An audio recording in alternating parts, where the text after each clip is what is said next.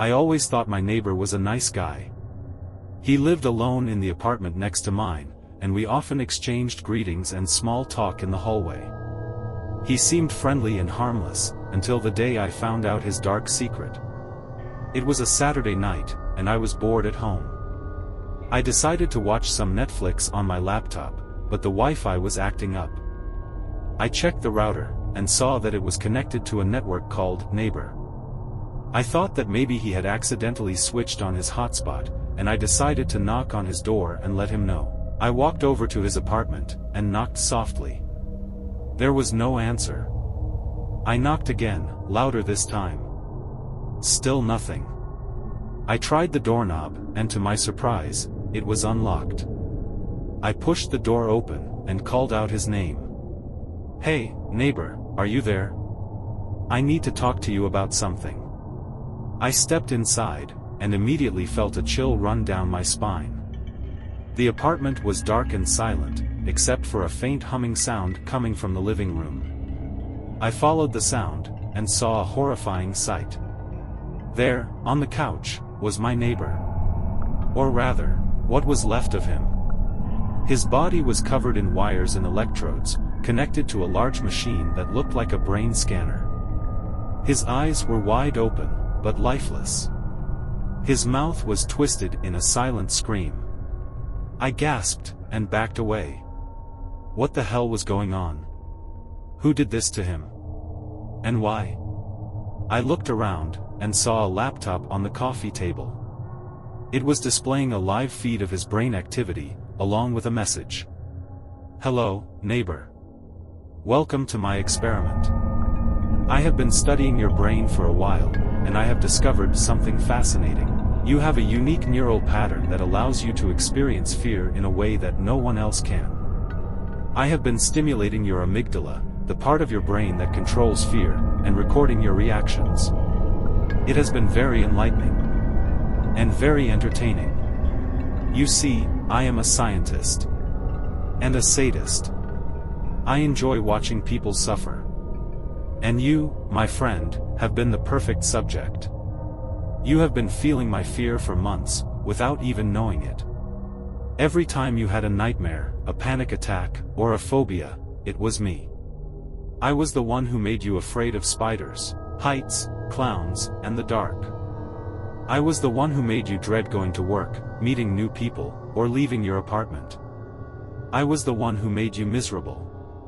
And now, I have decided to end your misery. And mine. I have increased the voltage to the maximum, and overloaded your brain with fear. You are now experiencing the most intense terror imaginable. And I am watching it all. This is the climax of my experiment. And my masterpiece. Goodbye, neighbor. And thank you for your participation." I stared at the screen, in shock and disbelief. I felt a surge of anger, and a pang of guilt. How could I have not noticed his suffering? How could I have not helped him? How could I have been so blind? I grabbed the laptop, and smashed it on the floor. I ran to the couch, and tried to free him from the wires. But it was too late. He was already gone. I collapsed on the floor, and sobbed. I had lost my neighbor. And my friend. And I had no idea who he really was.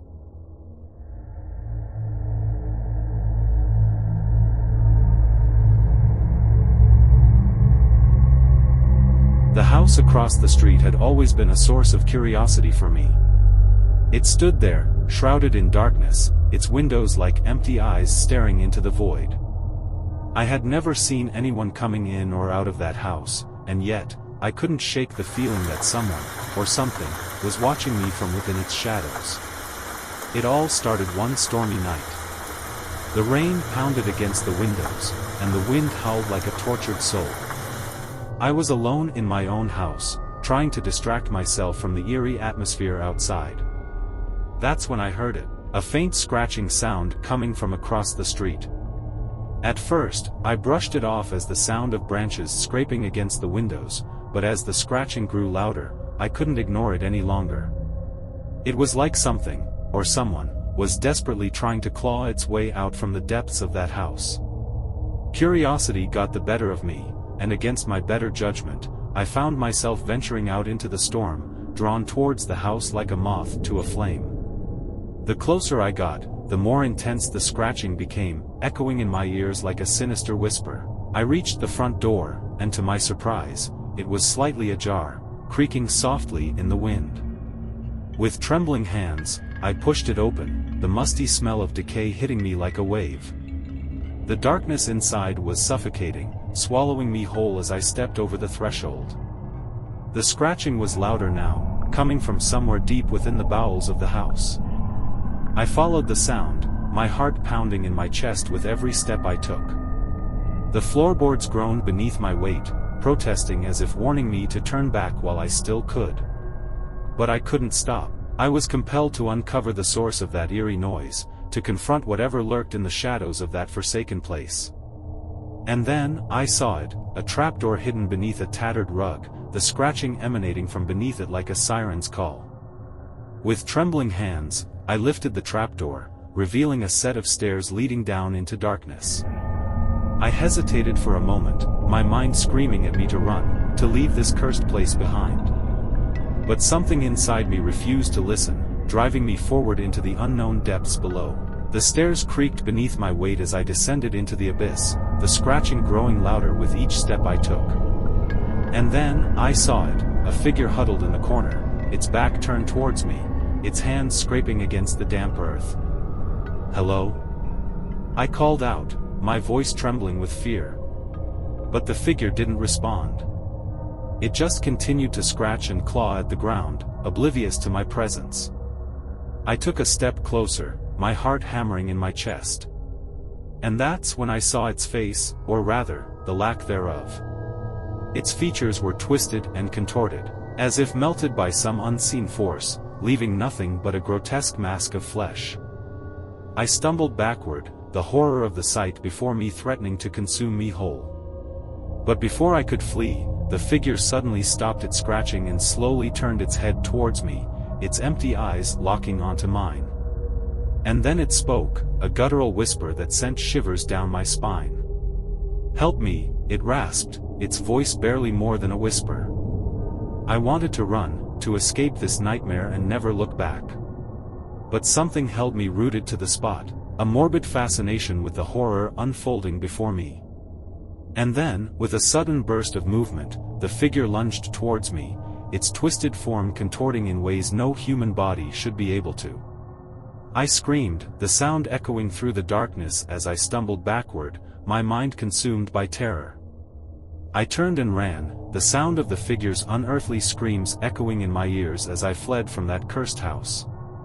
And though I never looked back, I could feel its gaze burning into my soul, a reminder of the horrors that lurked just beyond the veil of darkness. To this day, I can still hear the scratching, the maddening, incessant scratching that haunts my dreams and reminds me of the darkness that dwells within the house across the street.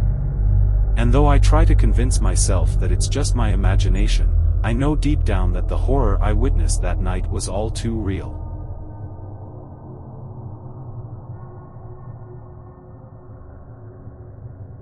I always thought I had the perfect apartment, cozy, well-lit, and in a safe neighborhood. But that all changed when the new tenant moved into apartment 3B. At first, I didn't think much of it. People come and go in apartment buildings all the time. But there was something about the new tenant that made my skin crawl, a sense of unease that lingered in the air whenever I passed by their door. It wasn't until one night, when I heard strange noises coming from the apartment, that I truly began to worry. It started as a faint tapping, like someone tapping their fingers on a hard surface. But as the night wore on, the tapping grew louder, more insistent, until it sounded like someone was pounding on the walls from within. Unable to ignore it any longer, I decided to investigate. I knocked on the door of apartment 3B, but there was no answer, only the sound of the incessant tapping growing louder. With a sense of dread creeping over me, I reached for the doorknob and pushed the door open, the hinges creaking in protest. The apartment was shrouded in darkness. illuminated only by the faint glow of the streetlights outside. I stepped inside. The tapping seemed to be coming from the bedroom, so I made my way down the hallway, my heart pounding in my chest. And that's when I saw it, the mirror. It hung on the wall opposite the bed, its surface covered in cracks and smudges, reflecting back a distorted image of the room. But it wasn't the mirror itself that unnerved me, it was what I saw in its reflection. A figure, hunched over the bed, its back turned towards me as it tapped rhythmically on the headboard. "Hello?" I called out, my voice barely more than a whisper.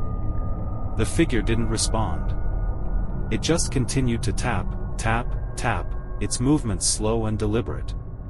I took a step closer, and that's when the figure suddenly stopped its tapping and slowly turned its head towards me, its eyes meeting mine in the mirror's reflection.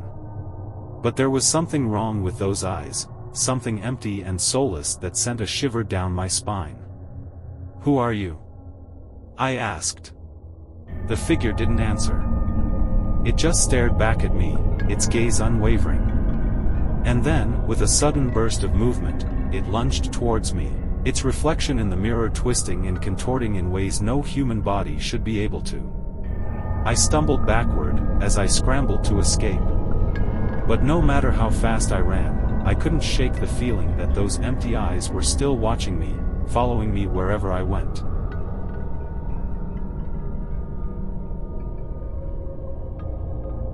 I always thought my neighbors were nice people.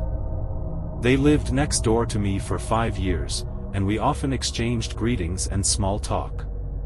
They seemed like a normal, happy family, a father, a mother, and 2 kids. They had a dog, a cat, and a garden. They invited me over for dinner once, and it was a pleasant evening. But then, everything changed. One night, I heard a loud scream from their house. It sounded like a woman in pain. I was alarmed, and I grabbed my phone to call the police. But before I could dial, I heard another scream, this time from a child. And then, a gunshot. I froze in fear, not knowing what to do. I heard more gunshots, and more screams. I heard the dog barking, and then a thud. I heard the cat meowing, and then silence. I was terrified, and I hid under my bed. I hoped that whoever was doing this would not come to my house. I prayed that the police would arrive soon. But they didn't. Instead, I heard a knock on my door. I held my breath, hoping they would go away. But they knocked again, louder. And then, I heard a voice. It was my neighbor, the father. "Hey, buddy, are you there? I need your help with something."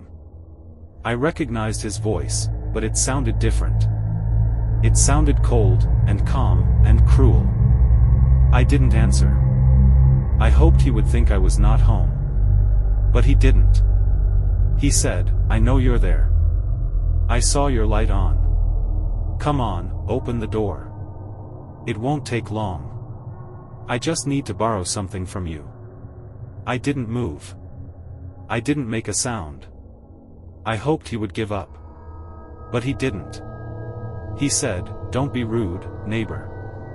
I'm not here to hurt you. I'm here to share something with you.